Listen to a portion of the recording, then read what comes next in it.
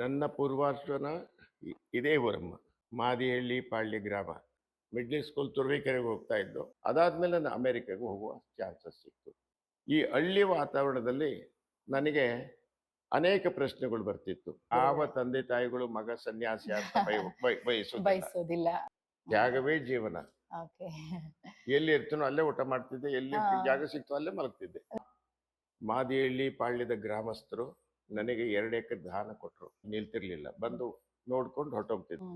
ಊರಿನವ್ರಿಗೆ ಕೇಳಿದ್ರು, ನಿಮ್ ಇಲ್ಲಿ ನಿಲ್ಬೇಕಾದ್ರೆ ಬಂದಾಗ ಏನ್ ಮಾಡೋದು ಅಂತ. ಜೀವನ ಪೂರ್ಣ ಆಗ್ಬೇಕು ಅಂದ್ರೆ ಅಲ್ಲಿ ಸ್ಕೂಲ್ ಮಾಡಿದ್ದೇವೆ. ಹೌದು. ಎಜುಕೇಶನ್. ಹೌದು. ಬರೀ ಜೀವನ ಅಂದ್ರೆ ದುಡ್ಡು ಮಾಡೋದಲ್ಲ, ಮಾನವೀಯತೆಯನ್ನು ಸಂಪಾದಿಸ್ಕೋಬೇಕು. ಇದು foundation of Badrikashrama. 13 bus run ಆಗುತ್ತೆ ತುರುವೇಕೆರೆ ತಾಲೂಕಿನ. 750 ಮಕ್ಕಳನ್ನ ಕರ್ಕೊಂಡು ಬರ್ತಾರೆ. ಜಗತ್ತು ಈಗ ಓಪನ್ ಆಗ್ತಾ ಇದೆ. ಇದಕ್ಕೆ ಕಾರಣ ಎಜುಕೇಶನ್. ಸ್ವಾಮಿ ವಿವೇಕಾನಂದರ ಪ್ರಭಾವ ಇಲ್ಲದೆ ಹೋಗಿದ್ರೆ ನಾನು ಇವತ್ತು ಇಲ್ಲಿ ಇರಕ್ಕಾಗ್ತಾ.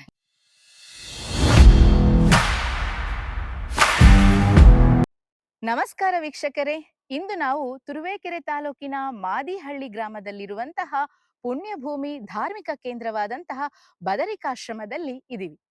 ಇದೊಂದು ತಪೋಭೂಮಿ, ಸಮೃದ್ಧ ಹಸಿರಿನ ನಡುವೆ ಧಾರ್ಮಿಕ, ಶೈಕ್ಷಣಿಕ, ಆಧ್ಯಾತ್ಮ ಕೇಂದ್ರವಾಗಿದ್ದು ದೇಶವನ್ನಲ್ಲದೆ ವಿದೇಶಗಳನ್ನು ಕೂಡ ಆಕರ್ಷಿಸ್ತಾ ಇದೆ. ಈ ಒಂದು ಪುಣ್ಯಭೂಮಿಯಲ್ಲಿ ಶ್ರೀ ಲಕ್ಷ್ಮೀನಾರಾಯಣರ ಮಂದಿರವಿದ್ದು ಇದು ಉತ್ತರ ಭಾರತ ಶೈಲಿಯ ಮಂದಿರವಾಗಿರುತ್ತದೆ. ಈ ಮಂದಿರದಲ್ಲಿ ರಾಮಕೃಷ್ಣ ಪರಮಹಂಸರಿಗೆ, ಶಾರದಾ ದೇವಿಯವರಿಗೆ ಹಾಗೂ ಶ್ರೀ ಸ್ವಾಮಿ ವಿವೇಕಾನಂದರಿಗೆ ಆರಾಧನೆಗಳು ನಡೀತಾ ಇರತ್ತೆ.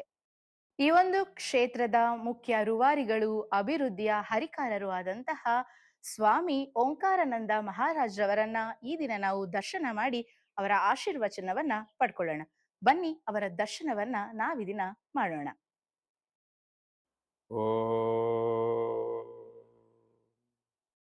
ಸ್ಥಾಪಕಾಯ ಚ ಧರ್ಮಸ್ಯ ಸರ್ವಧರ್ಮ ಸ್ವರೂಪಿಣೆ ಅವತಾರಾಯ ವರಿಷ್ಠಾಯ ರಾಮಕೃಷ್ಣಾಯ ತೇ ನಮಃ. ಜನನೀಂ ಶಾರದಾಂ ದೇವಿ ರಾಮಕೃಷ್ಣಂ ಜಗದ್ಗುರು ಪಾದಪದ್ಮೇ ಶೃಣೋ ನಿತ್ಯ ಪ್ರಣಮಾಮಿ ಮುಹುರ್ಮುಹುಃ. ಶರಣಾಗತ ದೀನಾರ್ಥ ಪರಿತ್ರಾಣಾಯ ಪರಾಯಣೆ ಸರ್ವರ್ಥಾರ್ಥಿ ಹರೇ ದೇವಿ ನಾರಾಯಣಿ ನಮೋಸ್ತುತೆ. ನಾರಾಯಣ ನಮೋಸ್ತುತೆ. ನಮಸ್ತೆ ಸ್ವಾಮೀಜಿ. ನಮಸ್ತೆ ಅಮ್ಮ. ಸ್ವಾಮೀಜಿ, ನಿಮ್ಮ ಪೂರ್ವಾಶ್ರಮದ ಬಗ್ಗೆ ನಮ್ಮ ವೀಕ್ಷಕರಿಗೆ ಸ್ವಲ್ಪ ತಿಳಿಸ್ಕೊಡ್ಬಹುದಾ? ನನ್ನ ಪೂರ್ವಾಶ್ರಮ ಇದೇ ಊರಮ್ಮ. ಮಾದಿಹಳ್ಳಿ ಪಾಳ್ಯ ಗ್ರಾಮ. ಇಲ್ಲಿಂದ ಎಲಿಮೆಂಟ್ರಿ ಇಲ್ಲಿ ಓದಿದ್ದು, ಮಿಡ್ಲ್ ಸ್ಕೂಲ್ ಇಲ್ಲಿ ಓದಿದ್ದು. ಮಿಡ್ಲ್ ಸ್ಕೂಲ್ ತುರುವೇಕೆರೆಗೆ ಹೋಗ್ತಾ ಇದ್ದು. ಆಮೇಲೆ ಮುನ್ಸಿಪಲ್ ಹೈಸ್ಕೂಲ್ ಅಂತ ಇತ್ತು ಮೊದಲು. ಮಿಡ್ಲ್ ಸ್ಕೂಲ್ ಬಿಲ್ಡಿಂಗ್ನಲ್ಲೇ ಮುನ್ಸಿಪಲ್ ಹೈಸ್ಕೂಲ್ ಓದ್ತಾ ಇದ್ದವು ನಾವು. ಮುನ್ಸಿಪಲ್ ಹೈಸ್ಕೂಲ್ ಆದ ಮೇಲೆ ನಾವು ಬೆಂಗಳೂರಿಗೆ ಕಾಲೇಜಿಗೆ ಹೋದೆ. ಇದು ನನ್ನ ಬಿಗಿನಿಂಗ್ ಸ್ಟೇಜ್. ಇಲ್ಲಿ ನನ್ನ ಬಾಲ್ಯದಲ್ಲಿ ಮಿಡ್ಲ್ ಸ್ಕೂಲ್ನಲ್ಲಿ ಇರುವಾಗಲೇ ಇದೇ ಗುಡ್ಡದಲ್ಲಿ, ಈ ಆಶ್ರಮ ಇರುವ ಗುಡ್ಡದಲ್ಲಿ ಬಂಡೆಗಳಲ್ಲಿ ಕೂತ್ಕೊಂಡು ಧ್ಯಾನ ಮಾಡ್ತಾ ಇದ್ದೆ. ದನ ಕುರಿ ಹುಡುಗರ ಜೊತೆಯಲ್ಲಿ ಆಟ ಆಡಿಕೊಂಡು ನಾಟಕ ಎಲ್ಲ ಮಾಡ್ತಾ ಇದ್ದು. ಅದು ಸ್ಫುಟ ಕೊಡ್ತು ನನ್ನ ಜೀವನಕ್ಕೆ. ಪ್ರಹ್ಲಾದ ಕತೆ, ಧ್ರುವನ ಕತೆ ಇವೆಲ್ಲ ನನಗೆ ಆದರ್ಶವಾಯಿತು. ಅದಾದ ಮೇಲೆ ನಾನು ಕಾಲೇಜಿಗೆ ಹೋದ ಮೇಲೆ ಇಲ್ಲಾದಂಥ ದಾರ್ಶನಿಕ ಅನುಭವಗಳು ನಾನಿಲ್ಲಿ ಧ್ಯಾನ ಮಾಡುವಾಗ ಇಲ್ಲಿ ಯಾವ ಸಾಧುಗಳು ಯಾವ ಸಂತರು ಕೇಳಿದರೆ ಅರ್ಥವಾಗ್ತಿರ್ಲಿಲ್ಲ ನನ್ನ ಮಿಸ್ಟಿಕಲ್ ಎಕ್ಸ್ಪೀರಿಯನ್ಸು. ಅದನ್ನು ಅರ್ಥ ಮಾಡ್ಕೊಳ್ಳೋಕ್ಕೆ ನಾನು ಸಾವಕಿಸ್ತಿದ್ದೆ. ಬೆಂಗಳೂರಿನ ಬಳೆಪೇಟೆಯಲ್ಲಿ ಒಂದು ಪುಸ್ತಕವನ್ನು ಕೊಂಡ್ಕೊಂಡೆ. ಅದು ರಾಮಕೃಷ್ಣ ವಚನ ವೇದ.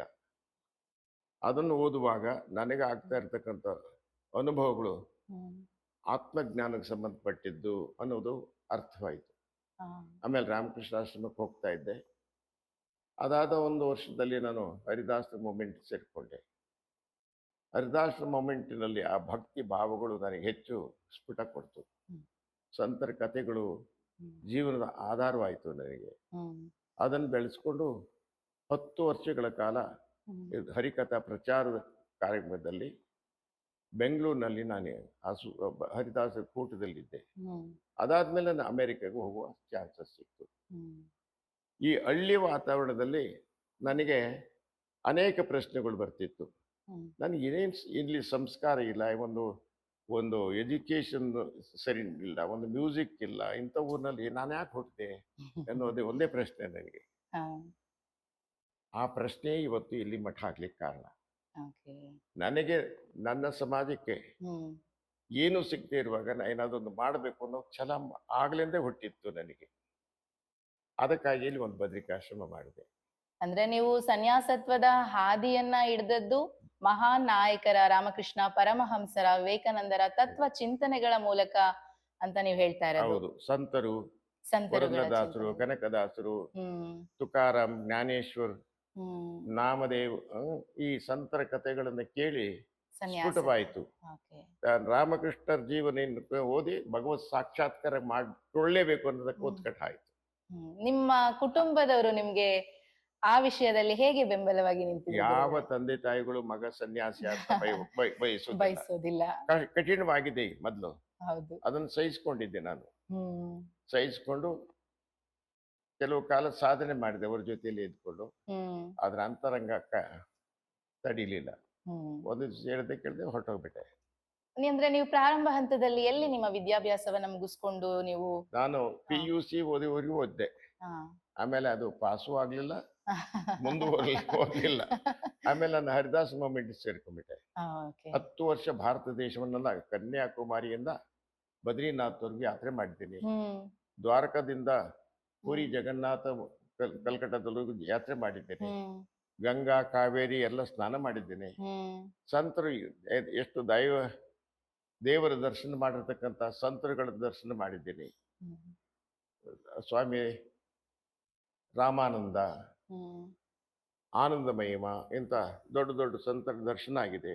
ಹಾ. ಶಿವಾನಂದಾಶ್ರಮದಲ್ಲಿ ಸ್ವಾಮಿ ಚಿದಾನಂದ ಸ್ವಾಮಿಗಳು ಅಂತ ಹ್ಮ್ ಒಳ್ಳೆ ಅಡ್ವಾನ್ಸ್ ಸ್ವಾಮಿಗಳಿದ್ರು, ಅವ್ರನ್ನೂ ದರ್ಶನ ಮಾಡಿದ್ದೀನಿ. ಇನ್ನು ಅನೇಕ ಹೆಸರು, ಸೀತಾರಾಮ್ ಶಾಸ್ತ್ರಿ ಠಾಕೂರ್ ಅಂತ, ಹ್ಮ್ ಅವರು ಭಗವತ್ ಸಾಕ್ಷಾತ್ಕಾರ ಮಾಡಿರ್ತಕ್ಕಂಥ ಅಂತ ಹಿರಿಯ ಸಾಕ್ಷಾತ್ಕಾರ ಮಾಡಿದ್ದೀನಿ. ರಾಮಕೃಷ್ಣ ಆಶ್ರಮದ ಈ ಬೆಂಗಳೂರಿಂದ ಕಲ್ಕಟ್ಟಾದವರೆಗೂ ಇರತಕ್ಕಂಥ ಪ್ರೆಸಿಡೆಂಟ್ಗಳ ಪರಿಚಯ ಮಾಡಿಕೊಂಡು ಹ್ಮ್ ಆಶೀರ್ವಾದ ಪಡೆದಿದ್ದೇನೆ. ಹ್ಮ್ ಹೀಗೆ ಅದಲ್ಲೇ ಬೆಳ್ಕೊಂಡು ಹೋದೆ ನಾನು.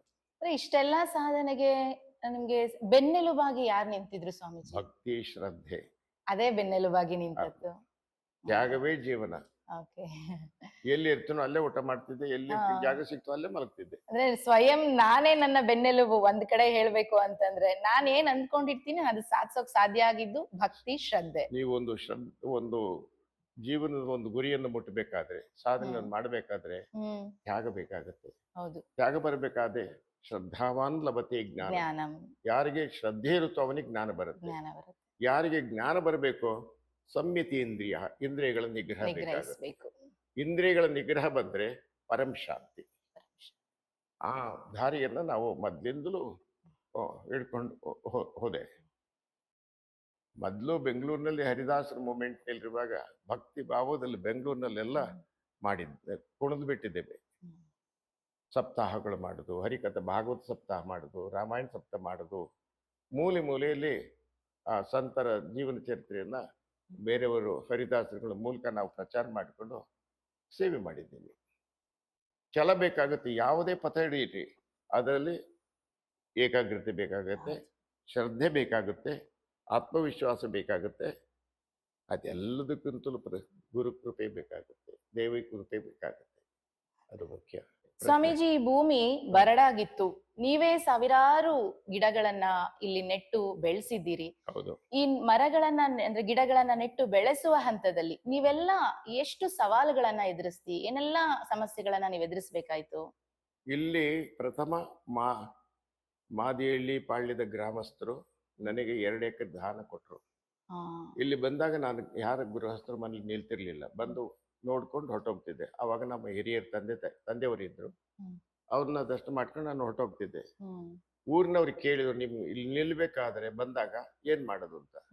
ಈ ಭೂಮಿಲಿ ಎಲ್ಲಾದ್ರೂ ಒಂದು ಕಡೆ ಒಂದು ಮನೆ ಕಟ್ಟಿ ನಾನು ಬಂದಿರ್ತೇನೆ, ನಿಮ್ಗೆ 4 ದಿವಸ ಇದ್ದು ಹೋಗ್ತೇನೆ ಅಂತ ಹೇಳಿದೆ. ಅದೇ ಪ್ರಾಮಿಸ್ ಮೇಲೆ ಅಲ್ಲೊಂದು ಮನೆ ಕಟ್ಟಿದ್ದಾರೆ, ಈಗಲೂ ಇದೆ ಮನೆ. ಹೌದು ಹೌದು. ಆ ಮನೆಯಲ್ಲಿ ನಾನು ಭಜನೆ ಕೀರ್ತನೆ ಮಾಡ್ತಾ ಇದ್ದೆ ಬಂದಾಗ. ಹ್ಮ್ ಇದು ಇಂಟರ್ನ್ಯಾಷನಲ್ ಆಗ್ಬೇಕಾದ್ರೆ ಒಂದು ಗೆಸ್ಟ್ ಹೌಸ್ ಬೇಕು ಅಂತ ಒಂದು ಗೆಸ್ಟ್ ಹೌಸ್ ಕಟ್ಟಿದೆ ಹ್ಮ್. 1992 ನಲ್ಲಿ. ಓಕೆ. ಅದು ಡೆಡಿಕೇಟ್ ಮಾಡಿದ್ರು. ಹ್ಮ್ ಅದು ಡೆಡಿಕೇಟ್ ಮೇಲೆ ಇದು ಗುರುನು ಇಲ್ಲ ದೇವರು ಇಲ್ಲ ಅಂದ್ರೆ ಹ್ಮ್ ಯಾರು ಬರ್ತಾರೆ? ಹ್ಮ್. ರಿಟೈರ್ಡ್ ಬಂದವರು ಇಲ್ಲಿ ಇದ್ದುಕೊಂಡು ಸೇವ್ ಮಾಡ್ಲಿ ಅಂತ ನನ್ನ ಅಭಿಪ್ರಾಯ. ಹೌದು. ಹಾಗಿದ್ರೆ ಪ್ರಚಾರ ಆಗ್ಬೇಕಾದ್ರೆ ಒಂದು ದೇವಸ್ಥಾನ ಆಗ್ಲಿ ಅಂತ ಹ್ಮ್. ಲಕ್ಷ್ಮೀನಾರಾಯಣ ಲಕ್ಷ್ಮೀ. 1996 ನಲ್ಲಿ ಪ್ರತಿಷ್ಠಾಪನೆ ಮಾಡಿದ್ರು ಲಕ್ಷ್ಮೀನಾರಾಯಣರ ನಾರಾಯಣ. ದೇವಾಲಯ. ಯಾವಾಗ ಅದನ್ನ ಲಕ್ಷ್ಮೀನಾರಾಯಣ ದೇವಸ್ಥಾನ ಮಾಡಿದ್ನೋ ಹ್ಮ್ ಪ್ರಚಾರ ಆಗಿ ಪ್ರಚಾರ ಆಯ್ತು. ಖಂಡಿತ. ಜನರು Bengaluru horticulture retired officer school ಅಲ್ಲಿ ರೆಕಗ್ನೈಸ್ ಮಾಡಿದ್ರು. ಹ್ಮ್ ಅಲ್ಲಿ HB ರಾಮಕೃಷ್ಣ ಅಂತ ಒಬ್ರು ಅವರು ಪ್ರಧಾನವಾಗಿ ಇಲ್ಲಿ ಕೆಲಸ ಮಾಡಿದ್ರು. ಹ್ಮ್. ಡಿಸೈನ್ ಮಾಡಿಸಿದ್ರು. ವಿಶ್ವನಾಥ್ ಅಂತ ಅಸಿಸ್ಟೆಂಟ್ ಡೈರೆಕ್ಟರ್ ಆಗಿದ್ರು. Okay. ಈಗಲೂ ಇದ್ದಾರೆ ಅವರು ಹಾ, ಬೆಂಗಳೂರಿನಲ್ಲಿ. ಹಾ, ಅವ್ರನ್ನ ಕರ್ಕೊಂಡ್ಬಂದು ಡಿಸೈನ್ ಮಾಡಿಸಿ ಹ್ಮ್. ಇದೆಲ್ಲ ಆರ್ನಮೆಂಟಲ್ ಗಾರ್ಡನ್ ಮಾಡಿಸಿದ್ರು. ಹ್ಮ್. ರೋಡ್ ಡೆವಲಪ್ಮೆಂಟ್ ಎಲ್ಲ ನಾನೇ ಮಾಡಿದ್ದು. ಹೌದು. ರೋಡು ನನ್ನ ಮನಸ್ಸಿನಲ್ಲಿ ಹೇಗೆ ಕಲ್ಪನೆ ಇರುತ್ತೋ ಹ್ಮ್. ಅದೇ ರೀತಿ ಎಲ್ಲ ರೋಡ್ ಡೆವಲಪ್ಮೆಂಟು ಲ್ಯಾಂಡ್ ಡೆವಲಪ್ಮೆಂಟು ಇದೆಲ್ಲ ನಾವೇ ಮಾಡಿಸ್ತು. ಹ್ಮ್. ಆಮೇಲೆ ಪ್ರತಿ ವರ್ಷ ಬಂದ್ರೆ ಕೊನೆ ಪಕ್ಷ ಒಂದು ನಾನೇ ಸ್ವತಃ 10 ಮರ ನಟ್ಟು ಹೋಗ್ತಿದ್ದೆ. ಹಾ. ಆಮೇಲೆ ಹಿಂದಗಡೆ ಹ್ಮ್. 27 ಎಕರೆ ಭೂಮಿ ಇದೆ ಅಲ್ಲಿ. ಹ್ಮ್. ಅಲ್ಲಿ ಆ, ಆ, ಶಿವಣ್ಣ ಅಂತ ಪ್ರೊಫೆಸರ್ ಶಿವಣ್ಣ ಅವರು ಬಂದು ಸ್ವಾಮೀಜಿ ಇಲ್ಲಿಗೆ ಏನಾದ್ರು ಮಾಡಿಸ್ಬೇಕಲ್ಲ ಅಂದ್ರು. ಹ್ಮ್. ನೋಡಿ ಮಾಡಿಸ್ಬೇಕಾದ್ರೆ ನೀವು ಒಳ್ಳೆ ಫಾರೆಸ್ಟ್ ಡಿಪಾರ್ಟ್ಮೆಂಟ್ ಕರ್ಕೊಂಬಂದು ಮರ ಹಾಕ್ಸಿ ಅಂತಂದೆ. ಹ್ಮ್. ಅದು ಹಾಕ್ಸಿದ್ರು ಅವರು. ಹಣ್ಣಿನ ಮರಗಳಿದೆ, ಹ್ಮ್. ಮತ್ತೆ ಕಾಡು ಇಲ್ಲಿ ನೇಟಿವ್ ಗಿಡಗಳೆಲ್ಲ ಹೋಗ್ತಾ ಇದೆ, ಅದನ್ನೆಲ್ಲ ಅಲ್ಲಿ ಪ್ರಿಸರ್ವ್ ಮಾಡ್ಲಿಕ್ಕೆ ಹಾಕಿಸ್ತೋದು. ಹ್ಮ್. ಈಗ ಕಾಡಾಗಿರೋದು. ಹ್ಮ್. ಈ ಪಕ್ಷಿಗಳಿಗೆ ರೆಪ್ಟೈಲ್ಗಳಿಗೆ ಎಲ್ಲ ಆಶ್ರಯ. ಹಣ್ಣುಗಳ ಈಗ ಆಶ್ರಯ. ಹಾವಿದೆ, ಹ್ಮ್. ಇದಿದೆ, ಸರೀಸೃಪ ಎಂಥದ್ದು ಪೀಕಾಕ್ ಇದೆ, ಆ, ಎಲ್ಲ ಪ್ರಾಣಿಗಳು ಬಂದು ಸೇರ್ಕೊಂಡಿದೆ. ಹ್ಮ್. ಮನುಷ್ಯರಿಗೆ ಮಾತ್ರ ಮಾಡಿದ್ದಲ್ಲ ನಾನಿದು. ಪ್ರಾಣಿ ಪಕ್ಷಿಗಳು. ಪ್ರಕೃತಿಗೂ ಒಂದು ಯೂನಿಕ್ ಆಗಿರ್ಬೇಕು. ಇಲ್ಲಿ ಒಂದು 35-37 ಅಷ್ಟು ಬರ್ಡ್ಸ್ ಇದೆ ಇಲ್ಲಿ. ಆ, ಈ ಆಲ್ದಣ್ಣು ಬೇರೆ ಹಣ್ಣು ಬರುತ್ತಲ್ಲ, ಆ ಹ್ಮ್. ಕಾಲದಲ್ಲಿ ನೀವು ಬಂದ್ರೆ ಹ್ಮ್. ಬರ್ಡ್ಸ್ ವಾಚಿಂಗ್ ಬೇಕಾದಷ್ಟು ಹಾ. ಸೋರ್ಸ್ ನಿಮಗೆ ಸಿಗುತ್ತೆ ಇಲ್ಲಿ. ಹಣ್ಣುಗಳು ದೊರೆಯುವಂತ ಕಾಲದಲ್ಲಿ. ಇರುತ್ತೆ. ಈಗ ಮೊನ್ನೆ ಯಾರೋ ಬಂದಿದ್ರು, ಒಂದು 15-17 ಪಕ್ಷಿಗಳು ನೋಡಿ ಹೋಗಿದ್ದಾರೆ ಹ್ಮ್. ಹ್ಮ್. ರೆಕಾರ್ಡ್ ಮಾಡಿಕೊಂಡು. Okay. ಹೀಗೆ ಅಂದ್ರೆ ನಿಮ್ಮೊಟ್ಟಿಗೆ ನೀವು ಗಿಡಗಳನ್ನ ನೆಡೋದ್ರ ಜೊತೆಗೆ ಆ ಸರ್ಕಾರದ ಫಾರೆಸ್ಟ್ ಡಿಪಾರ್ಟ್ಮೆಂಟ್ ಕೂಡ ಸಹಾಯವನ್ನ ಮಾಡಿದೆ. ಒಂದು ಜೀವನ ಪೂರ್ಣ ಆಗ್ಬೇಕು ಅಂದ್ರೆ ಹ್ಮ್. ಮೂರ್ತಿ ದರ್ಪಣ, ಹ್ಮ್. ವಿಚಾರ ದರ್ಪಣ, ಹೌದು. ಸಾಧು ದರ್ಪಣ ಮತ್ತೆ ವಿಶ್ವ ದರ್ಪಣ, ವಿಶ್ವದರ್ಪಣ 4 ಕನ್ನಡಿಗಳ ಮೂಲಕ ನಮ್ಮ ಸ್ವರೂಪವನ್ನು ನೋಡ್ಬೋದು. ನೋಡಿ. ಇಲ್ಲಿ ಲಕ್ಷ್ಮೀನಾರಾಯಣ, ರಾಮಕೃಷ್ಣ, ವಿವೇಕಾನಂದ ಮೂರ್ತಿ ದರ್ಪಣ ಶಾರದಾ ನಿಮಗೆ ಇಲ್ಲಿ ದೇವಿ. ಆಗುತ್ತೆ. Okay. ಅಂದ್ರೆ ವಿಚಾರ ದರ್ಪಣ, ಹ್ಮ್. ವೇದಾಂತವನ್ನು ಹೇಳ್ತಕ್ಕಂಥವ್ರನ್ನ ತಂದು ಇಟ್ಟಿದ್ದೀವಿ ಇಲ್ಲಿ. ಹ್ಮ್. ಹ್ಮ್. ವೇದಾಂತ ನಿಮಗೆ ಯಾವ ಜ್ಞಾನ ಬೇಕಾದ್ರೂ ಹೇಳ್ಕೊಡ್ತಾರೆ. ಹ್ಮ್. ಆಮೇಲೆ ವಿಶ್ವ ದರ್ಪಣ, ಇಲ್ಲಿ ಬಂದ್ರೆ ಎಲ್ಲವೂ ಪ್ರಕೃತಿ, ಏನ್ ಕಾಣಿಸುತ್ತೆ, ಹೌದು. ಕನ್ನಡಿಯಾಗೆ ಎಲ್ಲಿ ಕೂತ್ರು ನಿಮ್ಗೆ ಶಾಂತವಾಗುತ್ತೆ. ಹಸಿರು, ವಿಶ್ವ ದರ್ಪಣ ಹಸಿರಿನಿಂದ. ಕ್ಷೇತ್ರವಾಯ್ತು ಹ್ಮ್. ಅದು. ಹ್ಮ್. ಆಮೇಲೆ ಸಾಧು ದರ್ಪಣ, ಇಲ್ಲಿ ಶರಣ. 4 ಸಾಧುಗಳನ್ನ ತಂದಿಟ್ಟಿದ್ದೇನೆ. ಆಯ್ತಾ? ಹ್ಮ್. ಇಷ್ಟನ್ನು ಸೌಲಭ್ಯ ಇಲ್ಲಿ ಮಾಡಿ ಹ್ಮ್. ಅಲ್ಲಿ ಸ್ಕೂಲ್ ಮಾಡಿದ್ದೇವೆ. ಹೌದು. ಎಜುಕೇಶನ್ ಹೌದು. ಎಜುಕೇಶನ್ ಮಾಡಬಹುದು ಎಲ್ಲವ್ರಿಗೆ. ಹ್ಮ್. ಆದರೆ ಈ 4 ಮೂರ್ತಿಗಳ ದರ್ಶನ ಅವರಿಗೆ ಆಗಬೇಕು. ಹುಟ್ಟುತ್ತಲೇ ಅವರು ಬೆಳೀತಾ ಇರುವಾಗಲೇ ವಿಶ್ವದ ಕಲ್ಪನೆ ಸತ್ಯಂ ಶಿವಂ ಸುಂದರಂ ಸುಂದರಂ. ಅನ್ನತಕ್ಕಂಥ ಕಲ್ಪನೆ ಮಕ್ಕಳಲ್ಲಿ ಹುಟ್ಟಬೇಕು. ಹೌದು. ಬರೀ ಜೀವನ ಅಂದ್ರೆ ದುಡ್ಡು ಮಾಡೋದಲ್ಲ, ಹ್ಮ್. ಮಾನವೀಯತೆಯನ್ನು ಸಂಪಾದಿಸ್ಕೋಬೇಕು. ಹ್ಮ್. ಮನುಷ್ಯರಾಗಬೇಕು ನಾವು. ನಮ್ಮಂತೆ ಇನ್ನೊಂದು ಪ್ರಾಣಿಯನ್ನು ನಾವು ಸಮಾನವಾಗಿ ನೋಡಬೇಕು. ಜಾತಿ ತಾರತಮ್ಯ ಇರಬಾರ್ದು, ಇರಬಾರ್ದು. ಹೆಣ್ಣು ಗಂಡು ಎಂತಕ್ಕಂಥ ತಾರತಮ್ಯ ಇರಬಾರ್ದು. ಲಿಂಗ ಆದ್ರೆ ಗೌರವ ಇರಬೇಕು. ಹೌದು. ಮಾತಾಪಿತೃಗಳ ಭಕ್ತಿ ಇರಬೇಕು, ಗುರುಗಳ ಭಕ್ತಿ ಇರಬೇಕು, ಸಮಾಜ ಭಕ್ತಿ ಇರಬೇಕು, ರಾಷ್ಟ್ರೀಯತೆಯ ತತ್ವ ಬೇಕು ತತ್ವ ಹೃದಯದಲ್ಲಿ. ಇದು ಫೌಂಡೇಶನ್ ಆಫ್ ಬದ್ರಿಕಾಶ್ರಮ. ಬದ್ರಿಕಾಶ್ರಮ. ಅದಕ್ಕಿನ್ನೂ ಅರ್ಥವಾಗಬೇಕು ಅಂದ್ರೆ ಅಲ್ಲಿ ನೀವು ಸ್ವಾಮಿ ವಿವೇಕಾನಂದ ಹತ್ರ ಹೋದ್ರೆ ಹೌದು. ಹೌದು. ಅಲ್ಲಿ 3 ಕಡೆ ಕೆತ್ತಿದೆ ಅವರ ಹಾ. ನುಡಿಯನ್ನ. ನುಡಿಯನ್ನು. ಅದರಲ್ಲಿ ನಿಮಗೆ ಏನ್ ಫಿಲಾಸಫಿ ಬೇಕು, ಹ್ಮ್. ಇದರ ಆಶ್ರಮದ ಫಿಲಾಸಫಿಯನ್ನು ಅಲ್ಲಿ ಬರೆದಿದ್ದಾರೆ ಅವರು. ದರ್ಶನ ಮಾಡಬಹುದು. ಅಂದ್ರೆ ಬದರಿಕಾಶ್ರಮ ಅಂದ್ರೆ ಧಾರ್ಮಿಕತೆ ಅಷ್ಟೇ ಅಲ್ಲದೆ ಶೈಕ್ಷಣಿಕವಾಗಿ, ಸಾಮಾಜಿಕವಾಗಿ ಹೌದು ಎಲ್ಲಾ ಕ್ಷೇತ್ರಗಳಿಗೂ ಒತ್ತು ಕೊಡುವಂತ ಒಂದು ಪುಣ್ಯ ಭೂಮಿ. ಹೌದು. ಇಲ್ಲಿ ಮೆಡಿಕಲ್ ಕ್ಯಾಂಪ್ ಮಾಡಿದ್ದೇವೆ, ಹ್ಮ್. ಅಗ್ರಿಕಲ್ಚರ್ ಕ್ಯಾಂಪ್ ಮಾಡಿದ್ದೇವೆ, ಹ್ಮ್. ಓರಿಯಂಟೇಶನ್ ಕ್ಯಾಂಪ್ ಮಾಡಿದ್ದೇವೆ. ಮತ್ತೆ ಇದು ಎಂಥದ್ದು NCC ಕ್ಯಾಂಪ್ಗಳು ಮಾಡ್ತೇವೆ, NSS NSS ಕ್ಯಾಂಪ್ ಮಾಡ್ತೇವೆ, ಸೋಷಿಯಲ್ ಸರ್ವಿಸ್ ಮಾಡ್ತೇವೆ, ಮತ್ತೆ ಸಮಾಜ I camp, medical camp, Narayan ಹೃದಯ ಬಂದ್ ಇಲ್ಲಿ ಕೆಲಸ ಕ್ಯಾಂಪ್ ಮಾಡಿದ್ದಾರೆ. ಅವರು ವ್ಯಾನ್ ಸಮೇತ ಬಂದು ಇಲ್ಲಿ ಕೆಲಸ ಮಾಡಿದ್ದಾರೆ. ತುಂಬ ಬೆಂಗಳೂರಿಂದ ಮೈಸೂರಿಂದ ಅಪೋಲೋ ಹಾಸ್ಪಿಟಲ್ ಅವ್ರು ಬಂದು ಇಲ್ಲಿ ಎಲ್ಲ ಕಂಪ್ಲೀಟ್ ಚೆಕಪ್ ಮಾಡೋದಿದೆ. ಇಲ್ಲಿ ಡಾಕ್ಟರ್ ಪ್ರಕಾಶ್ ಅಂತ ಅಸಿಸ್ಟೆಂಟ್ ಡೈರೆಕ್ಟರ್ ಇದು ಕರ್ನಾಟಕ ಮೆಡಿಕಲ್ ಇದು ಅವ್ರ ಸಹಾಯದಿಂದ ವರ್ಷಕ್ಕೂ ಇಲ್ಲಿ ನಡೆದಿದೆ. ಅವಾಗ ಒಬ್ರು ಅಮೆರಿಕನ್ ಲೇಡಿ ಇದ್ರು, ಸ್ವಾಮಿ ಮಂಗಳಾನಂದಜಿ, ಅವರು ಇದಕ್ಕೆಲ್ಲ ಬಹಳ ಪ್ರೋತ್ಸಾಹ ಮತ್ತು ಉತ್ಸಾಹದಿಂದ ಕೆಲಸ ಮಾಡಿದ್ರು. ಇದು ಬದರಿಕಾಶ್ರಮ ಆಕ್ಚುಲಿ ಬೆಳೆದಿದ್ದು ಮಂಗಳಾನಂದರ ಮಾತೆಯಿಂದ, ಸಪೋರ್ಟಿನಿಂದ. ಅವರು ಬಹಳ ದೃಢವಾಗಿ ನಿಂತಿದ್ದು. ನಮ್ಮ ಇಲ್ಲಿಯ ಪ್ರತಿ ಮೂಲೆ ಭೂಮಿ ಇರಲಿ, ಮರ ಇರಲಿ, ಬಿಲ್ಡಿಂಗ್ಗಳು ಇರಲಿ, ಅವ್ರ ಹೆಸರನ್ನ ಹೇಳುತ್ತೆ ಗ್ರೀನ್ ಡಾಲರ್ ಭಾರತೀಯರು ಅಮೆರಿಕದಲ್ಲಿ ಇದೆಲ್ಲ ಅಮೆರಿಕನ್ ಡಾಲರ್ ಇನ್ವೆಸ್ಟ್ ಮಾಡಿರೋದು. ಪ್ರತಿ ಹಣ ಬಂದಿರೋದು ಅಮೆರಿಕನ್ ಡಾಲರ್ನಿಂದ. ನಮ್ಮ ಅಮೆರಿಕದ ಬದ್ರಿಕಾಶ್ರಮದಿಂದ ಕಲೆಕ್ಟ್ ಮಾಡಿದ ಹಣದಿಂದ ಇಲ್ಲಿ ಆಶ್ರಮ ಕಟ್ಟಿದೆ. ಇದನ್ನ ಕಟ್ಟಿದ ಮೇಲೆ ನಾನು ಇಲ್ಲಿದ್ದೆ ನಡೆಸಲಿಕ್ಕೆ ನಾನು ಯಾವ ಹುಟ್ಟಿದ ಊರಿನಲ್ಲಿ ಮತ್ತೆ ಈ ಆರ್ಗನೈಸ್ ಬಂಧನದಲ್ಲಿ ಸಿಕ್ಕೊಳ್ಳೋದಲ್ಲ. ನಾನು ಕ್ರಿಯೇಟ್ ಅಂಡ್ ತ್ಯಾಗ ಮಾಡಿ ಮತ್ತೆ ನೀವು ಅಮೆರಿಕಾಗೆ ಹೋಗಿ ರಾಮಕೃಷ್ಣ ಆಶ್ರಮದವರನ್ನ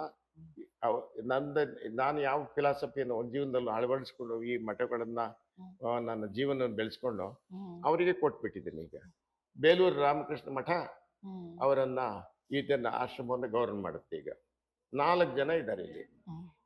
ನಾವು ಇಬ್ರೇ, ಮಂಗಲಾನಂದ ನಾನು ಇಬ್ರೇ ಮಾಡ್ತಾ ಇದ್ದು. ಈಗ 4 ಜನ ಇದ್ದಾರೆ ನಡೆಸ್ಕೊಳ್ಳಿಕ್ಕೆ. ಮತ್ತು ಬ್ರಹ್ಮಚಾರಿಗಳಿದ್ದಾರೆ ಇಲ್ಲಿ, ಮತ್ತೆ ಸೇವಕರಿದ್ದಾರೆ. ಒಂದು 13 ಬಸ್ ರನ್ ಆಗುತ್ತೆ. ತುರುವೇಕೆರೆ ತಾಲೂಕಿನ 750 ಮಕ್ಕಳನ್ನ ಕರ್ಕೊಂಡು ಬರ್ತಾರೆ. ಮತ್ತೆ LKG UKG ಫಸ್ಟ್ ಗ್ರೇಡ್ ಮಕ್ಕಳಿಗೆಲ್ಲ ಊಟ ಹಾಕ್ತೀವಿ, ಫ್ರೀಯಾಗಿ ಊಟ ಹಾಕ್ತೀವಿ, ಉಚಿತವಾಗಿ ಊಟ ಹಾಕ್ತೀವಿ. 100 ವಿದ್ಯಾರ್ಥಿಗಳಿಗೆ, ತುಂಬಾ ಬಡ ಮಕ್ಕಳಿಗೆ ಸ್ಕಾಲರ್ಶಿಪ್ ಕೊಡ್ತೀವಿ. ಉಚಿತ ಶಿಕ್ಷಣದ ಜೊತೆಗೆ ವೇತನ ಕೂಡ ಅಲ್ಲ, ಉಚಿತ ಶಿಕ್ಷಣ ಅಂದ್ರೆ ಅವರಿಗೆ ಉಚಿತ, ಬಾಕಿ ಮಿನಿಮಮ್ ಕೊಡ್ತೇವೆ. ಬೆಂಗಳೂರಿನಲ್ಲಿ 3 ರಿಂದ 4 ಲಕ್ಷದವರೆಗೆ ಕೊಡೋ ಸ್ಟ್ಯಾಂಡರ್ಡ್ಗೆ ಅಲ್ಲಿ ಸ್ಕೂಲ್ಗೆ ಇಲ್ಲಿ 25,000 ರೂಪಾಯಿ ಕೊಡ್ತೇವೆ. ಮೇಂಟೆನೆನ್ಸ್ ಬೇಕಲ್ಲ, ಇಲ್ಲಿ ಹಳ್ಳಿಯಲ್ಲಿ ಉಪಾಧನೆ ಇಲ್ಲ. ಸ್ವಾಮೀಜಿ, ನೀವು ಅಮೆರಿಕಾದಲ್ಲಿ ಮಠ ಕಟ್ಟಿದ್ ಹೇಗೆ? ಹಾಗೆ ಅಮೆರಿಕಾದಲ್ಲಿರುವಂತಹ ಹಿಂದೂಗಳ ಸ್ಥಿತಿಗತಿ ಹೇಗಿದೆ ಸ್ವಾಮೀಜಿ? ಹಿಂದೂಗಳ ಸ್ಥಿತಿ ಚೆನ್ನಾಗಿದೆ. ಆರ್ಥಿಕವಾಗಿ ಎಲ್ಲರೂ ಯಾರು ಕೂಲಿಗಳಾಗಿ ಬಂದಿಲ್ಲ. ಎಲ್ಲ ಇಂಜಿನಿಯರ್ಸು, ಡಾಕ್ಟರ್ಸು, ಸೈಂಟಿಸ್ಟು, ಪ್ರೊಫೆಸರ್ಸ್ ಆಗಿ ಉನ್ನತ ಮಟ್ಟದಲ್ಲಿ ಇರುವವರು. ಅದರಲ್ಲೂ ದೊಡ್ಡ ಕಂಪನಿ ಮಾಡಿದ್ದಾರೆ. ನಾವಿರುವಲ್ಲಿ ಸ್ಯಾನ್ ಫ್ರಾನ್ಸಿಸ್ಕೋ ಏರಿಯಾದಲ್ಲಿ ಸಿಲಿಕಾನ್ ವ್ಯಾಲಿ ಅಂತ ಇದೆ.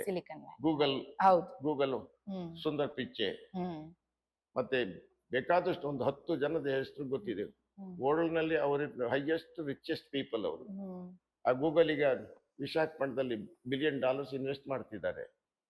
ಹೀಗೆ Indians, they are not forgotten their nation, their people. They are doing their best to serve India, lift to India. ಈಗ ಅಮೆರಿಕಾದಲ್ಲಿ ಏನು ನಾವು ಹೇಳಿದ್ವಿ ಇವಾಗ, ನೀವು ಅವ್ರದ್ದು ಸ್ಥಿತಿಗತಿ ಚೆನ್ನಾಗಿದೆ ಅಂತ. ಅತಿ ಹೆಚ್ಚಾಗಿ ಅಮೆರಿಕನ್ಸ್ ಈಗ ಆಧ್ಯಾತ್ಮದ ಕಡೆ ಒಲವನ್ನ ತೋರಿಸ್ತಾ ಇದ್ದಾರೆ ಅನ್ಸುತ್ತಾ ಸ್ವಾಮೀಜಿ? ಯಾವುದಾದ್ರೂ ವ್ಯಕ್ತಿ ಒಂದು ವಿಷಯವನ್ನ ಹಿಡಿದುಕೊಂಡು ಮುಂದಕ್ಕೆ ಹೋದ್ರೆ ಮತ್ತೆ ಅವನು ಹಿಂದಗಡೆಗೆ ನೋಡ್ಲೇಬೇಕಾಗುತ್ತೆ ಶಾಂತಿ ಎಲ್ಲಿದೆ ಅಂತ. ಅವರಿಗೆ ಭೌತಿಕ ಸುಖ ಸಂಪತ್ತು ಸಿಕ್ಕಿಬಿಟ್ಟಿದೆ, ಇದರಲ್ಲಿ ಏನ್ ತೃಪ್ತಿ ಬರುವುದಿಲ್ಲ ಅನ್ನೋ ಅರ್ಥ ಅವರಿಗೆ ಬಂದಿರೋದ್ರಿಂದ ಈಗ ಆಧ್ಯಾತ್ಮ ಹುಡುಕಿದ್ರು. ಅದರಲ್ಲಿ ಯೋಗ ಬಂತು, ವೇದಾಂತ ಬಂತು, ಮತ್ತೆ ದೇವಸ್ಥಾನಗಳು, ಪೂಜೆ, ಕೀರ್ತನೆ ಇದೆಲ್ಲ ಬಂತು. ಇದಕ್ಕೆ ತುಂಬಾ ಜನ ಬರ್ತಾರೆ ಅಮೆರಿಕನ್ಸುವೆ. ನಾವೊಂದು ಜನರಲ್ ಪ್ರೋಗ್ರಾಮ್ ಮಾಡಿ ಮ್ಯೂಸಿಕ್ ಇಟ್ರೆ ಅದರಲ್ಲಿ ಒಂದು 70% ಇಂಡಿಯನ್ಸ್ ಇರ್ತಾರೆ, 30% ವೆಸ್ಟರ್ನರ್ಸ್ ಇರ್ತಾರೆ. ಮ್ಯೂಸಿಕ್ಕಿಗೆ ಬರ್ತಾರೆ, ಭಕ್ತಿಗೆ ಬರ್ತಾರೆ, ಪೂಜೆಗೆ ಬರ್ತಾರೆ, ಹೋಮಕ್ಕೆ ಬರ್ತಾರೆ, ವೇದಾಂತಕ್ಕೆ ಬರ್ತಾರೆ. ಮತ್ತೆ ಯೋಗ ಕ್ಲಾಸ್ಗಳನ್ನ ಅವರೇ ಮಾಡ್ತಾ ಇದ್ದಾರೆ ಈಗ ಅಮೆರಿಕನ್ಸೇ ಕಲ್ತ್ಕೊಂಡು. Ayurvedic they do it, Ayurvedic treatment ಅನ್ನ ಅಮೆರಿಕನ್ಸ್ ಕಲ್ತ್ಕೊಂಡು ಮಾಡ್ತಿದ್ದಾರೆ. ಅಕ್ಯುಪಂಚರ್ ಇದೆಲ್ಲ ಈಸ್ಟರ್ನ್ ಕಲ್ಚರ್ದು ಅಲ್ಲಿ ಹೋಗಿ ಸೇರ್ಬಿಟ್ಟಿದೆ. ಪ್ರತಿ ಪ್ರತಿ ಒಂದು ಹಳ್ಳಿಗೆ ಹೋದ್ರೂ ನಿಮ್ಗೆ ಸೌಲಭ್ಯ ಇದೆ ಅದು. ಅಂದ್ರೆ ಸ್ವಾಮೀಜಿ, ಈಗ ನೀವು ಅನ್ಕೊಂಡಿದ್ರಿ ಬಡ ಮಕ್ಕಳಿಗೆ ನಾವು ವಿದ್ಯಾಭ್ಯಾಸವನ್ನ ಉಚಿತವಾಗಿ ನೀಡ್ಬೇಕು ಅಂತ. ಹೌದು. ಅದನ್ನ ಎಷ್ಟರ ಮಟ್ಟಿಗೆ ನೀವು ಸಾಧಿಸಿದೀರಾ? ಆ ಸಂತೃಪ್ತಿ ನಿಮ್ಗಿದ್ಯಾ? ಅದ್ರ ಜೊತೆಗೆ ನಿಮಗೊಂದು ಕನ್ಸಿತ್ತು ಅಂತ ನಮಗ್ ಗೊತ್ತು ಸ್ವಾಮೀಜಿ, ಹೌದು. ಉನ್ನತ ಶಿಕ್ಷಣ ಸಂಸ್ಥೆಗಳನ್ನ ಕಟ್ಟಬೇಕು. ಹೌದು. ಅದ್ರಲ್ಲೂ ಈ ಬದ್ರಿಕಾಶ್ರಮದಲ್ಲಿ ನೀವು ಆಯುರ್ವೇದ ಒಂದು ವಿಶ್ವವಿದ್ಯಾಲಯವನ್ನೇ ಕಟ್ಟಬೇಕು ಅಂತ ಅನ್ಕೊಂಡಿದ್ದವರು. ಅದೆಲ್ಲ ಏನಾಯ್ತು ಸ್ವಾಮೀಜಿ ಆ ಕನಸುಗಳು? ಕಷ್ಟ ಆಗುತ್ತೆ. ಎಲ್ಲ ಒಂದು ಕಾಲದಲ್ಲಿ ಒಬ್ಬ ಮನುಷ್ಯ ಬದುಕಿರುವಾಗ ಹ್ಮ್ ಎಲ್ಲವನ್ನು ಸಾಧಿಸೋದು ಬಹಳ ಕಷ್ಟ. ಕಷ್ಟ ಇದೆ. ಹ್ಮ್ ಈಗ ನಾವು ಎಜುಕೇಶನ್ಗೆ ಮತ್ತು ಎನ್ವೈರನ್ಮೆಂಟ್ಗೆ ಇದಕ್ಕೆಲ್ಲ ನಾವು ಪ್ರೋತ್ಸಾಹ ಕೊಟ್ಟು ಹ್ಮ್ ಎಜುಕೇಶನ್ ನಲ್ಲಿ ಮಕ್ಕಳಿಗೆ ಮ್ಯಾನ್ ಮೇಕಿಂಗ್ ಎಜುಕೇಶನ್ ಅದನ್ನ ಕಂಪ್ಲೀಟ್ ನಾವು ಕಾನ್ಸಂಟ್ರೇಟ್ ಮಾಡಿದ್ವು. ಅದಕ್ಕೆ ಸಕ್ಸಸ್ ಆಯ್ತು. ಹ್ಮ್ ಈಗ ಆಮ್, ಆ, ಶೌಚ ಟೆಂಪಲ್ ಅಂದ್ರೆ ಹೇಗಿರ್ಬೇಕು, ಬರೀ ಒಂದು ರಿಚುವಲ್ ಮಾಡೋದೇ ಟೆಂಪಲ್ಲ, ಹ್ಮ್ ಅಥವಾ ಸುತ್ತಮುತ್ತ ಇರೋದೆಲ್ಲ ಟೆಂಪಲ್ಲ, ಹ್ಮ್ ಅದು ಪ್ರಕೃತಿ ಆರಾಧನೆ ಅಲ್ಲಿ ಆಗ್ಬೇಕಲ್ವಾ, ಹೌದು. ಅದನ್ನೆಲ್ಲ ಮಾಡಿ ತೋರಿಸಿ ಆಯ್ತು. ಹ್ಮ್ ಮತ್ತೆ ಆರೋಗ್ಯ ತಾಪಾಸಣೆಗೆ ಹ್ಮ್ ಬೇರೆ ಬೇರೆ ಡಾಕ್ಟರ್ಗಳಿಗೆ ಕರ್ಕೊಂಡ್ಬಂದು ಹ್ಮ್. ವರ್ಕ್ಶಾಪ್ ಮಾಡಿದ್ದೇವೆ. ಬರೀ ಟ್ರೀಟ್ಮೆಂಟ್ ಅಲ್ಲ, ವರ್ಕ್ಶಾಪ್ ಮಾಡಿಸಿದ್ದೀವಿ. ಇಲ್ಲಿ ಎಜುಕೇಟ್ ಮಾಡಿಸ್ತೀವಿ. ಓಕೆ. ಮತ್ತೆ ಪೇರೆಂಟ್ಸ್ಗಳು ಕರೆದು ಪೇರೆಂಟ್ಸ್ಗಳಿಗೆ ನಾವು ಅನೇಕ ವಿಧದಲ್ಲಿ ಇನ್ಸ್ಟ್ರಕ್ಷನ್ ಕೊಡ್ತೇವೆ. ಇದೆಲ್ಲ ಮಾಡ್ತಾ ಇದ್ದೀವಿ, ಮಾಡಿದ್ದೀವಿ, ಮಾಡ್ತಾನೂ ಇದ್ದೀವಿ. ಅಂದ್ರೆ ಈಗ ಮುಂದಿನ ದಿನಗಳಲ್ಲಿ ಏನಾದ್ರೂ ಆಯುರ್ವೇದದ ವಿಶ್ವವಿದ್ಯಾಲಯವನ್ನ ಇಲ್ಲಿ ಸ್ಥಾಪಿಸೋ ಆಲೋಚನೆಗಳೇನಾದ್ರೂ ಇದೆಯಾ? ಅದು ಅಂತವ್ರು ಜ್ಞಾನಿಗಳು ಯಾರಾದ್ರೂ ಬಂದ್ರೆ ಮಾಡಬಹುದು. ಅದಕ್ಕೆ ಅನುಭವ ಇಲ್ದವ್ರು ಬಂದ್ರೆ ಏನಾಗುತ್ತೆ, ನಾನು ಜಾಗ ಬಿಟ್ಟಿದ್ದೇನೆ ಆಗ್ಲೇನೆ, ಎಲ್ಲ ಸ್ವಲ್ಪ ಗಿಡ ಹಾಕಿಸ್ತೆ, ಹೌದು, ಅದು ಮೇಂಟೈನ್ ಮಾಡ್ಲಿಕ್ಕೆ ಆಗ್ಲಿಲ್ಲ. ನಾನು ಅಲ್ಲಿ ಅದು ಹೋದ ತಕ್ಷಣ ಇಲ್ಲಿ ಈಗ ಆರ್ನಮೆಂಟಲ್ ಗಾರ್ಡನ್ ಪ್ರಸಾದ್ ನೋಡಿದರೆ ಹಿಂದೆ ಹೇಗಿತ್ತು, ಇವತ್ತು ಹೇಗಿದೆ. ಫ್ರೇಮ್ ವರ್ಕ್ ಇದೆ, ಆದ್ರೆ ಆರ್ನಮೆಂಟಲ್ ಗಾರ್ಡನ್ ಡಿಸೈನ್ ಇತ್ತಲ್ಲ ಅದೇನಿಲ್ಲ, ಈಗ ಹೋಗ್ಬಿಡ್ತು. ನಮ್ಮಿಂದಲೇ ಮೇಂಟೈನ್ ಮಾಡ್ಲಿಕ್ಕೆ ಆಗ್ಲಿಲ್ಲ. ಸ್ವಾಮೀಜಿ, ಭಾರತೀಯ ಸಂಸ್ಕೃತಿ ಹಾಗೂ ಪಾಶ್ಚಾತ್ಯ ಸಂಸ್ಕೃತಿಗಳಿಗೆ ಯಾವ್ದಾದ್ರು ಸಂಘರ್ಷಗಳಾಗಿರೋದನ್ನ ನೀವು ಕೇಳಿದ್ದೀರಾ? ಅದ್ರ ಅನುಭವ ನಿಮ್ಗೆ ಏನಾದ್ರು ಆಗಿದ್ಯಾ? ಕೇಳಿದ್ದೀನಿ, ನೋಡಿದ್ದು ಇದ್ದೇನೆ. ಈಗ ಈ ಪಾಲಿಟಿಕ್ಸು ನಲ್ಲಿ ಇದು ರೇಸಿಸಮ್ ಸೇರ್ಕೊಂಡ್ಬಿಟ್ರೆ ಇದು ಆಗತ್ತೆ. ಈಗ ಹಿಂದೆ ನಮ್ಮಲ್ಲಿ ಹರಿಜನ, ಗಿರಿಜನ, ಬ್ರಾಹ್ಮಣರು, ಒಕ್ಕಲಿಗರು ಇದು ಎಷ್ಟು ಹಬ್ಕೊಂಡಿತ್ತು, ಈಗ ಎಷ್ಟು ಕಡಿಮೆ ಆಗಿದೆ. ಆಗ ಈಗ ವೈಷ್ಣವರಲ್ಲಿ ಶ್ರೀ ವೈಷ್ಣವ ಅಂತ ಹೊಡ್ಕೊಳ್ತಾ ಇದ್ದು, ಸ್ಮಾರ್ತ್ ಅಂತ ಹೊಡ್ಕೊಳ್ತಾ ಇದ್ದು, ಅವ್ರ ಮಗಳು ಇವ್ರ ಮದ್ವೆ ಕೊಡ್ಕೊಳ್ಳೋ ಹೀಗೆಲ್ಲ ಇತ್ತು ಹಿಂದೆ, ಎಲ್ಲ ಹಾಗಿತ್ತು ಅಂತ ಜಗತ್ತು ಈಗ ಓಪನ್ ಆಗ್ತಾ ಇದೆ. ಇದಕ್ಕೆ ಕಾರಣ ಎಜುಕೇಶನ್. ಅಲ್ಲಿಯೂ ಹಾಗೇನೆ ಈ white rice, black rice, yellow rice, ಈ ಬ್ರೌನ್ ರೈಸ್ ಅಂತ ತುಂಬಾ ಈ ಡಿಫರೆನ್ಸ್ ಇದೆಯಲ್ಲ, ಅದು ನಡೀತಾ ಇದೆ ಅಲ್ಲೂ. ಈ ಮೂಡ್ರು ಇರ್ತಾರಲ್ಲ ಕೆಲವರೆಲ್ಲ, ಟೆಂಪಲಿಗೆ ಬಂದು ಏನಾದ್ರು ಹೊರಗಡೆ ಬರೆಯೋದು, ನೆಗೆಟಿವಿಟಿ. ನೀವೆಲ್ಲ go back to India, go back to ಏನು Japan, go back to China, ಈಗೆಲ್ಲ ಇದು ನಡೀತಾ ಇರುತ್ತೆ. ಅದು ಸಣ್ಣ ಮಟ್ಟದ್ದು. ಅದಕ್ಕೆ government immediately take action, support ಕೊಡುತ್ತೆ. ಅಲ್ಲಿ religion is a freedom, America is a religion is a freedom. Shri Swami ವಿವೇಕಾನಂದರ ಪ್ರಭಾವ ನಿಮ್ಮ ಮೇಲೆ ಎಷ್ಟಿದೆ? ಸ್ವಾಮಿ ವಿವೇಕಾನಂದರ ಪ್ರಭಾವ ಇಲ್ಲದೆ ಹೋಗಿದ್ರೆ ನಾನು ಇವತ್ತು ಇಲ್ಲ. ಅವರು ಮಾನವೀಯತೆಯನ್ನ ಎಷ್ಟು ಬೋಧಿಸಿದ ನೋಡಿ, ಅಷ್ಟು ನಮ್ಮಲ್ಲಿ ಅಭ್ಯಾಸ ಮಾಡಿದ್ದೀವಿ. ಅಷ್ಟು ಪೂರ್ಣವಾಗಿ ಮಾಡ್ಲಿಕ್ಕೆ ಆಗದಿದ್ರು ಆ ಪಥದಲ್ಲಿ ನಡೆದು ಸರ್ವ್ ದ ನೀಡಿ ಆ ಶಬ್ದ ಇದೆಯಲ್ಲ, ನಮ್ಮ ಹಾಸು ಹೊಕ್ಕು ಹಾಕಿದೆ. ವಿವೇಕಾನಂದರು ನಿಜಕ್ಕೂ ಯಾರೇ ಓದ್ಲಿ, ಅವನು ಅನಾಸ್ತಿಕನಾಗಿರ್ಲಿ, ಅವನಿಗೆ ಅಧ್ಯಾತ್ಮದ ಗಂಧ ಇರ್ಲಿ, ಆದ್ರೆ ಅವನು ಅದನ್ನ ಪುಸ್ತಕವನ್ನು ಓದಿದ್ರೆ, ಅವರ ಪುಸ್ತಕವನ್ನ, ಅವನು ನಿಜಕ್ಕೂ ಒಂದು ಪರಿವರ್ತನೆ ಬರುತ್ತೆ. ಆ ಹೆಸರಲ್ಲೇ ಒಂದು ಶಕ್ತಿ ಇದೆ. ಹೌದು, ಅವರ ಬರವಣಿಗೆಯಲ್ಲೇ ಒಂದು ಶಕ್ತಿ ಇದೆ. ಹೌದು, ಪರಿವರ್ತಿಸುತ್ತೆ. ಅದು ಅರ್ಥವಾಗ್ಲಿಲ್ಲ ಅಂತಂದ ವ್ಯಕ್ತಿ ಅವನು ಮೂಢ. ಹೇಳಿ ಎದ್ದೇಳಿ ಗುರಿ ಮುಟ್ಟುವ ತನಕ ನಿಲ್ಲದಿರಿ ಅಂದ್ರೆ ಸಾಕು, ಎಲ್ಲರಿಗೂ ಪುಟ್ಟಿದ್ ಹೇಳ್ಬೇಕು ಅಂತ ಅನ್ಸುತ್ತೆ. ಈಗ ಚಿಕಾಗೋದಲ್ಲಿ 7,000 ಜನಗಳ ತನ್ಮಧ್ಯದಲ್ಲಿ ಅಂಜಿ ಕೊನೆಗೂ ಇನ್ನು ಚಾನ್ಸ್ ಇಲ್ಲ ಅನ್ಭವ ನಿಂತ್ಕೊಂಡ ವ್ಯಕ್ತಿ ಎಲ್ಲರೂ ಮಾತಾಡಿದ್ದದನ್ನೇ. ಆದರೆ ಇವರು ಒಳಗಡೆಯ ಸ್ಫೂರ್ತಿ, ಭಾರತೀಯ ಶಕ್ತಿ ಹೇಗೆ ಸ್ಫುಟವಾಯಿತೋ ಅದು ಅವ್ರು ಕನ್ವರ್ಟ್ ಮಾಡಿತು. ಹೌದು. ಆಧ್ಯಾತ್ಮದ ತಿರುಳನ್ನ, ಋಷಿಗಳ ವಾಣಿಯನ್ನ, ಗಂಗೆಯ ಪ್ರವಾಹವನ್ನ, ಗುರುಗಳ ಅನುಗ್ರಹವನ್ನ ಒಂದೇ ಮಾತಲ್ಲಿ sisters and brothers of America ಎಲ್ಲ ಜೆಂಟ್ಲ್ಮನ್ ಏನನ್ನು ಹೇಳಿದ್ರು, ಅದರಲ್ಲಿ ಶಕ್ತಿ ಇರಲಿಲ್ಲ, ಯಾಂತ್ರಿಕವಾಗಿತ್ತು. ಇವರಲ್ಲಿ ಹಾಗಲ್ಲ, ಹೃದಯವನ್ನ ತುಂಬಿಕೊಂಡು ಆ ಭಾರತೀಯ ಶಕ್ತಿಯನ್ನ ಪ್ರಚೋದಿಸಿದ್ರು. ಅಷ್ಟೇ ಸಾಕಾಯ್ತು ಪರಿವರ್ತನೆ ಆಗ್ಲಿಕ್ಕೆ ದೇಶದ ರಾಷ್ಟ್ರಗಳನ್ನೇ. ಹಾಗೆ ನಮ್ಮ ಋಷಿಗಳು ಯಾರೇ ಹೋಗ್ಲಿ, ನಿಜವಾದ ತಪಸ್ವಿ ಯಾವ ದೇಶಕ್ಕೆ ಹೋಗ್ಲಿ ಗೌರವ ಸಿಕ್ಕುತ್ತೆ. ಕಷ್ಟ ಆಗುತ್ತೆ, ಗೌರವ ಸಿಕ್ಕುತ್ತೆ. ಧರ್ಮ ಸಾಧನೆಗೆ, ಭಕ್ತಿ ಸಾಧನೆಗೆ, ಮೋಕ್ಷ ಸಾಧನೆಗೆ ನೀವು ನಂಬಿರುವಂತಹ ಒಂದು ಸತ್ಯದ ಪರಿಕಲ್ಪನೆ ಯಾವುದು ಸ್ವಾಮೀಜಿ? ಆತ್ಮವಿಶ್ವಾಸ, ಕಾನ್ಫಿಡೆನ್ಸ್, ಶ್ರದ್ಧೆ. ನನ್ನ ಧರ್ಮ ನನ್ನನ್ನು ಕಾಪಾಡುತ್ತೆ, ನನ್ನ ಗುರುಗಳು ಸದಾ ನನ್ನಲ್ಲಿ ಇರ್ತಾರೆ, ನನ್ನ ಆರಾಧ್ಯ ದೇವತ ಸದಾ ನನಗೆ ಅಭಯವನ್ನು ಕೊಡ್ತಾನೆ. ನಾನು ದೃಢ ಸಂಕಲ್ಪ ಇರಬೇಕಾಗತ್ತೆ. ಅಚಲವಾದ ಗುಂಡು ಬಂದ್ರು ಎದೆ ಕೊಡುವಷ್ಟು ಶಕ್ತಿ, ಧೈರ್ಯ ಇರ್ಬೇಕಾಗತ್ತೆ. ಯಾರಲ್ಲಿ ಆತ್ಮ ವಿಶ್ವಾಸ ಇರತ್ತೆ, ಏನ್ ಬೇಕಾದ್ರೂ ಅವ್ನು ಸಾಧಿಸಬಹುದು. Brain works certain level, but ಆತ್ಮವಿಶ್ವಾಸ ವರ್ಕ್ಸ್ ಫಾರ್ ಎವರ್. ಮನುಷ್ಯ ತನ್ನ ಕರ್ತವ್ಯವನ್ನ ಸಂಸಾರದೊಂದಿಗೆ ಇದ್ಕೊಂಡು ಸಾಮಾಜಿಕ ಸೇವೆಯನ್ನ ಮಾಡೋದಕ್ಕೆ ಸಾಧ್ಯ ಆಗತ್ತಾ? ಅದ್ರ ಬಗ್ಗೆ ನಿಮ್ಮ ಅಭಿಪ್ರಾಯ? ಖಂಡಿತ ಆಗುತ್ತೆ. ಶ್ರೇಯ ಮಾರ್ಗ, ಪ್ರೇಯ ಮಾರ್ಗ.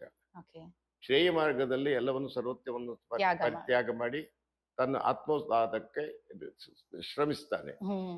ಪ್ರೇಯ ಮಾರ್ಗದಲ್ಲಿ ಎಲ್ಲರಂತೆ ಹಿರಿಯರಂತೆ ಗೃಹಸ್ಥನಾಗಿ ಆ ಧರ್ಮ ಪತ್ನಿಯೊಂದಿಗೆ ಧರ್ಮ ಮಾರ್ಗದಲ್ಲಿ ನಡೆದು ಧರ್ಮ, ಅರ್ಥ, ಕಾಮ, ಮೋಕ್ಷ. ಧರ್ಮದ ಮೇಲೆ ಅರ್ಥ ಅಂಡ್ ಕಾಮವನ್ನು ಅನುಭವಿಸಬೇಕು. ಪತ್ನಿಯನ್ನು ಹೊಂದೋದಿರ್ಲಿ, ಕೆಲಸವನ್ನು ಹೊಂದೋದಿರ್ಲಿ, ಸಂಪಾದಿಸೋದಿರ್ಲಿ, ಇದೆಲ್ಲವೂ ಧರ್ಮದ ಮೇಲೆ ಬಂದ್ರೆ ಮೋಕ್ಷ, ಸುಖ ಸಂಪತ್ತು ಸೃಷ್ಟಿ ಆಗತ್ತೆ, ಬರುತ್ತೆ, ತೃಪ್ತನಾಗಿರ್ಬಹುದು. ಇಲ್ಲ ಆದ್ರೆ ನಾನು ಲಂಚ ಹೊಡೆದಿದ್ದೇನೆ, ಭೀತಿ ಇರುತ್ತೆ. ಅಧರ್ಮಿಯಾಗಿ ಪತ್ನಿಯನ್ನ ಸಂಪಾದಿಸಿದ್ರೆ ಯಾವ ಕೈ ಬಿಟ್ಟು ಹೋಗ್ತೀನಿ ಅಂತ ಭಯ ಇರುತ್ತೆ. ಯಾಕೆ ನಮ್ಮ ಹಿರಿಯರು ಒಂದು ಪರಂಪರೆ ಮಾಡಿಟ್ಟಿದ್ದಾರೆ. ಅದಕ್ಕೊಂದು ರೇಸ್ ಅಲ್ವಾ, ಋಷಿ ರೇಸ್ನಲ್ಲಿ ಬ್ಲಡ್ ಅನ್ನು ನೋಡ್ಬೇಕಾಗುತ್ತೆ, ಸಂಸ್ಕಾರದಲ್ಲಿ ನೋಡ್ಬೇಕಾಗತ್ತೆ, ಎಜುಕೇಶನ್ ನೋಡ್ಬೇಕಾಗತ್ತೆ, ಹೆಲ್ತ್ ನಲ್ಲಿ ನೋಡ್ಬೇಕಾಗತ್ತೆ. ಇದು ಯಾವುದೂ ಇಲ್ಲ, ಎಮೋಷನಲ್ ಇನ್ವಾಲ್ವ್ ಆದ್ರೆ emotional end up in emotion. Foundation is ಧರ್ಮ. ಧರ್ಮ, ಅರ್ಥ, ಕಾಮ, ಮೋಕ್ಷ. ಮೋಕ್ಷ ಸಾಧನೆ ಆಗ್ಬೇಕು, ಧರ್ಮವನ್ನು ಬಿಡಬಾರ್ದು. ನೀನು ಅರ್ಥ ಮತ್ತು ಕಾಮವನ್ನು ನೀನು ಸಾಧಿಸು, ಧರ್ಮದಲ್ಲಿ ಸಂಪಾದಿಸು. ಖಂಡಿತ. ಅಂದ್ರೆ ಸಾಮಾಜಿಕ ಸೇವೆಯನ್ನ ಮಾಡೋದಕ್ಕೆ ಸನ್ಯಾಸಿಯೇ ಆಗ್ಬೇಕು ಅಂತ ಏನಿಲ್ಲ, ಸಾಂಸಾರಿಕ ಜೀವನದಲ್ಲಿ ಇದ್ಕೊಂಡು ಕೂಡ ನೀನು ಸೇವೆಯನ್ನ ಮಾಡಬಹುದು. ಸ್ವಾಮೀಜಿ, ಇಲ್ಲಿ ತನಕ ತಮ್ಮ ಮನದಾಳದ ಮಾತುಗಳನ್ನ ನಮ್ ಜೊತೆ ಹಂಚ್ಕೊಂಡು, ನಿಮ್ಮ ಜ್ಞಾನವನ್ನ ನಮ್ ಜೊತೆ ಹಂಚ್ಕೊಂಡು, ಸಾಧನೆಗೆ ಆತ್ಮವಿಶ್ವಾಸವೇ ಅತಿ ಮುಖ್ಯ ಅಂತ ತಮ್ಮ ಪ್ರವಚನವನ್ನ ನಮ್ಗೆ ಆಶೀರ್ವದಿಸಿದ್ದಕ್ಕಾಗಿ ನಿಮ್ಗೆ ಅನಂತ ಅನಂತ ಪ್ರಣಾಮಗಳು ಸ್ವಾಮೀಜಿ. ತುಂಬಾ ಸಂತೋಷ. ನಮ್ಮ ಬದ್ರಿಕಾಶ್ರಮದಿಂದ ಒಂದು ಸಂದೇಶ ಅಂತ ಒಂದು ಪುಸ್ತಕ, ಒಂದು ಬುಲೆಟಿನ್ ಹೊರಡಿಸ್ತೇವೆ. ಈಗ 42 ವರ್ಷಗಳಿಂದ ಆ ಬುಲೆಟಿನ್ ಇವತ್ತು ನಡೀತಾ ಇದೆ. ಈಗ ಮೊದಲು ಹಾರ್ಡ್ ಕಾಪಿ ಬರ್ತಿತ್ತು, ಈಗ ಸಾಫ್ಟ್ ಕಾಪಿ ಬರುತ್ತೆ. ಅದರಲ್ಲಿ ಮೊದಲು ಕೊಟೇಶನ್ ಇರೋದು ನಮೇ ಭಕ್ತ ಪ್ರಣಶ್ಯತಿ. ಭಗವದ್ಗೀತೆಯಲ್ಲಿ 30ನೇ 4ನೇ ಅಧ್ಯಾಯ 30ನೇ ಶ್ಲೋಕ ಏನೋ ಬರುತ್ತೆ. ಅದು ನಮೇ ಭಕ್ತ ಪ್ರಣಶ್ಯತಿ, ಮೈ ಡೆವೋಟಿಸ್ ನೆವರ್ ಪೆರಿಷಸ್. ಇದು ದೃಢ ಇರಬೇಕು ಮನುಷ್ಯನಿಗೆ ಸಾಧನೆಯಲ್ಲಿ ಸಾಧಿಸಬೇಕಾದ್ರೆ. ಅವನು ಯೋಗಿ ಆಗ್ಲಿ, ಕರ್ಮಯೋಗಿ ಆಗ್ಲಿ, ಜ್ಞಾನ ಯೋಗಿ ಆಗ್ಲಿ, ಭಕ್ತಿ ಯೋಗಿ ಆಗ್ಲಿ, ಮನುಷ್ಯತ್ವವನ್ನು ಹೊಂದಬೇಕಾದ್ರೆ ಅದು ದೃಢವಾಗಿರ್ಬೇಕು. ಧನ್ಯವಾದ. ಜೈ ಶ್ರೀ. ಭಾರತೀಯ ಹಾಗೂ ಪಾಶ್ಚಾತ್ಯ ಸಂಸ್ಕೃತಿಯ ಸಮಾಗಮವಾದಂತಹ ಈ ಪುಣ್ಯ ಭೂಮಿ ಬದರಿಕಾಶ್ರಮದ ಪರಿಚಯವನ್ನ ನಮ್ಮ ಜೀವ ಕನ್ನಡ ಯೂಟ್ಯೂಬ್ ಚಾನೆಲ್ನ ಮುಖಾಂತರ ಮಾಡಿಕೊಟ್ಟಿದ್ದು ನಮಗಂತೂ ಬಹಳ ಹೆಮ್ಮೆಯ ವಿಷಯವಾಗಿದೆ. ಧನ್ಯವಾದಗಳು.